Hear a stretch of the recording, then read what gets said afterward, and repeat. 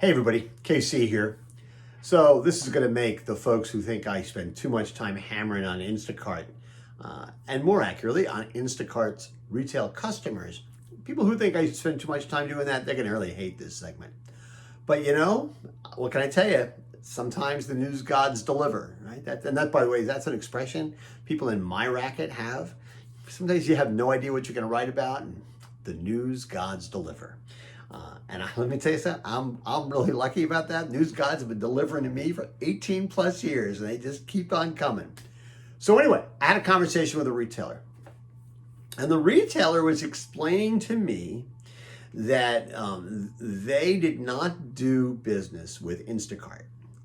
But they said there's something interesting. They said, Instacart keeps shopping their stores. And the way it plays out is this. So let me lay it out. So let's suppose I'm a shopper and I use Instacart because I want to shop at retailer A. Okay. So I give them my list. And let's say one of the things that I've asked for is I want a New York strip steak. So Instacart goes to shop that store, retailer A, and finds out they don't have that New York strip steak. So what they're doing is, because they don't want to disappoint the customer, they're then going over to retailer B, finding that the retailer B has the strip steak. So they're buying it there, putting it in the package, and delivering it to the customer, making the customer happy. Now listen, I got to tell you, I admire the fact that Instacart doesn't want to disappoint shoppers to the point that they're willing to shop at a retailer with which it does not have a relationship. But what's really interesting about it, it's not like they're changing the tag, right? What they're doing is, so I'm seeing when I get my shipment, I'm seeing that all these products I got from retailer A, but I'm also seeing that that strip steak that I wanted from retailer A has been put in my bag from retailer B. Label is there, tells me what they did. Again, as a consumer, I'm saying, wow, how about that? They went out of their way.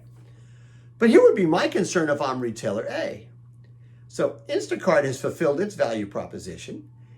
Instacart has made me happy. But what if, as the consumer, I have that strip steak and say, oh, you know something?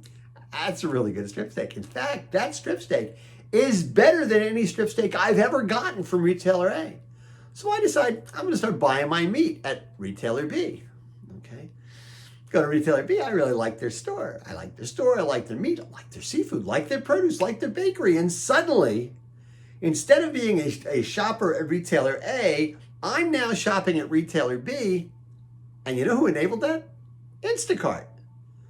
Again, good for Instacart in some ways, although they could be losing that customer if they don't have the relationship with retailer B.